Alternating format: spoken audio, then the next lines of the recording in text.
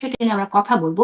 কিন্তু তার আগে আপনার কাছে আমার প্রশ্ন যে আপনারা ঠিক এই সময়টাতে যখন কিনা আমরা নানান রকম ষড়যন্ত্রের কথা শুনছি, নির্বাচন বানচালের কথা শুনছি, ঠিক এই সময়েই আপনারা জাতীয় পার্টি নিষিদ্ধের জন্য যে মিছিল করলেন এবং সেখানে আইনি প্রক্রিয়ায় না গিয়ে আপনারা এই পদ্ধতিটা বেছে নিলেন কেন? এবং এতদিন পরে ঠিক এখন কেন?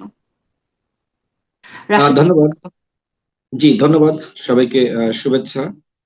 দেখেন, জাতীয় পার্টিকে সাংগঠনিকভাবে নিষিদ্ধ করার দাবিতে আমরা শুধুমাত্র গতকাল বা আজই আমাদের কর্মসূচি পালন করিনি।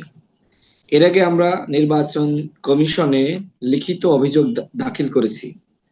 এমনকি আমরা প্রধান উপদেষ্টার কাছেও আমরা লিখিত অভিযোগ দিয়েছি। বাংলাদেশে যে গণতন্ত্র ধ্বংস হয়েছিল, হাসিনা যে এক নায়কতন্ত্র কায়েম করেছিল, এর 1 নম্বর সহযোগী ছিল জাতীয় পার্টি। সুতরাং আওয়ামী লীগ যে অপরাধ করেছে, জাতীয় পার্টি 14 দল একই ধরনের অপরাধ করেছে।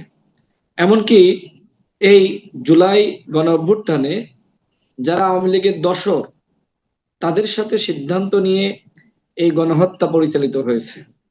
যেহেতু সরকার আওয়ামী লীগের সাংগঠনিক কার্যক্রম নিষিদ্ধ করেছে, সুতরাং জাতীয় পার্টির সাংগঠনিক কার্যক্রম কেন নিষিদ্ধ করা হবে না? আমরা আমাদের আমাদের যে প্রতিবাদ, অতীতে আমরা শান্তিপূর্ণভাবে সরকারের কাছে আহ্বান জানিয়েছি। আমরা গতকালও আমাদের যে বিক্ষোভ সমাবেশ ছিল, সেটাও ছিল শান্তিপূর্ণ। আমরা যখন মিছিল শেষ করে আমাদের কার্যালয়ের সামনে অবস্থান নিয়েছি এবং সেখানে আমি এবং নুরুল হক নূর আমরা সাংবাদিক সম্মেলন শুরু করব, ঠিক সেই সময় সেনাবাহিনী এবং পুলিশের সদস্যরা যৌথভাবে আমাদের উপরে বর্বর হামলা চালায় এবং আমাদের কার্যালয়ে ঢুকে সেখানেও হামলা চালায়। এমনকি ওকে, আমি আমি মিছিলের আসছি, মধ্যে সেই ঠিক এই জায়গাটায় আসছি। তো তার আগে একটু আরেকটু শুনি, আপনারা জাতীয় পার্টির কে আপনারা নিষিদ্ধ, জাতীয় পার্টি কার্যক্রম নিষিদ্ধ করতে বলছেন, দাবি জানাচ্ছেন আপনারা।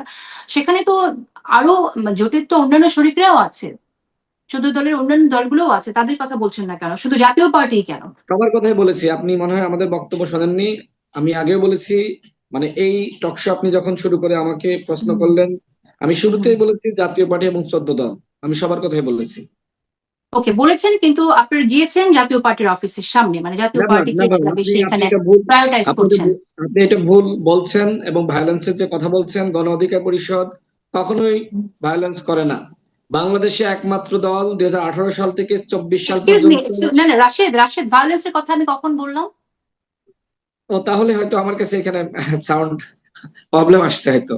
না না, আমি ভায়োলেন্সের কথা বলিনি, আমি জাস্ট জানতে চেয়েছি যে সেক্ষেত্রে আওয়ামী যে ফ্যাসিস্টের যে দোসর, বিশেষ করে আপনি জাতীয় পার্টির কথা বলছেন, অন্যান্য দলগুলো তো 14 দলও তো তাদের সাথে ছিল, এবং সেই জায়গা থেকে তাদের বিরুদ্ধে আপনারা সেই আন্দোলনটা করেননি, শুধু ওখানে গেলেন।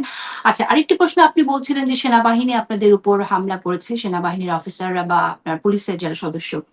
আমি জানতে চাইছি যে এর মধ্য দিয়ে আপনার পুরোপুরি সেনাবাহিনীকেই আপনার ঢালাও ভাবে অভিযোগটা কেন করছেন?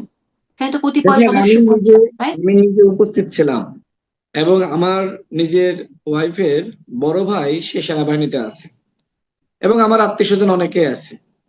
যখন বাংলাদেশে সেনাবাহিনীকে নিয়ে ষড়যন্ত্র এবং একের পর এক নিষেধাজ্ঞা যখন হয়েছে, তখন গণ অধিকার পরিষদের পক্ষ থেকে আমরা সবসময় বলেছি সেনাবাহিনী আমাদের স্বাধীনতার প্রতীক, সেনাবাহিনী আমাদের সার্বভৌমত্বের প্রতীক।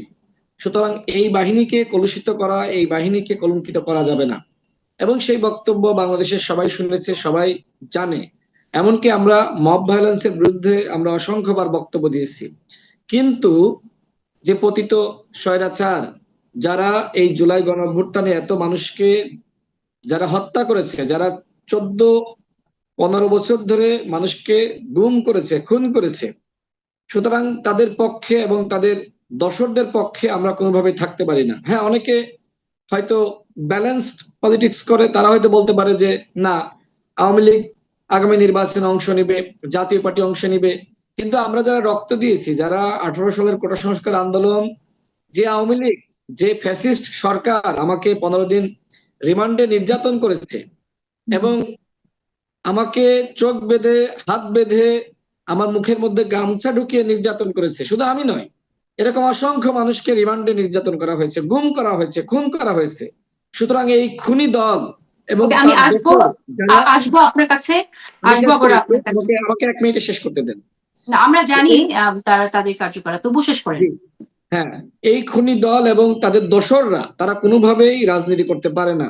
দেখেন, আমার কাছে তথ্য এসেছে, ডিজিএফআই জাতীয় পার্টিকে আগামীতে বিরোধী দল বানানোর একটি চক্রান্ত করছে এবং এর সাথে ভারতীয় র যুক্ত আছে। সুতরাং আমরা কোনোভাবেই জাতীয় পার্টির ঘাড়ে ভর করে আওয়ামী লীগ বাংলাদেশে ফিরে আসবে সেইটা আমরা হতে দিতে পারি না। জিএম কাদের যদি, দেখেন 4 আগস্ট আমি আমার একজন সহযোদ্ধার মাধ্যমে জিএম কাদের এবং চুন্নুর সাথে যোগাযোগ করাই। ওই সময় তাদেরকে বলা হয়েছিল যে আপনারা পদত্যাগ করেন, তাহলে হাসিনার পতন ত্বরান্বিত হবে। কিন্তু জিএম কাদের এবং এই চুন্নু, সে 4 আগস্ট পর্যন্ত মনে করে না যে হাসিনার পতন হবে। আমার সাথে 5 আগস্ট, হ্যাঁ 5 আগস্ট যেদিন হাসিনার পতন হয়, সন্ধ্যায় যখন বঙ্গভবনে জিএম কাদের এবং চুন্নু যায়, আমার সাথে দেখা হয়। আমি তখন প্রশ্ন করি যে আপনাকে নিশ্চয়ই আমার একজন সহযোদ্ধা ফোন করেছিল, আপনারা তো পদত্যাগ করেন না, এখন কেন এই গণভবনে, এই বঙ্গভবনে এসেছেন? তারা কিন্তু কোনো উত্তর দেয়নি। অর্থাৎ এই যে স্বৈরাচারের দোসর এবং একই সাথে তারাও ছিল স্বৈরাচার, ওকে, তাদের বিরুদ্ধে যদি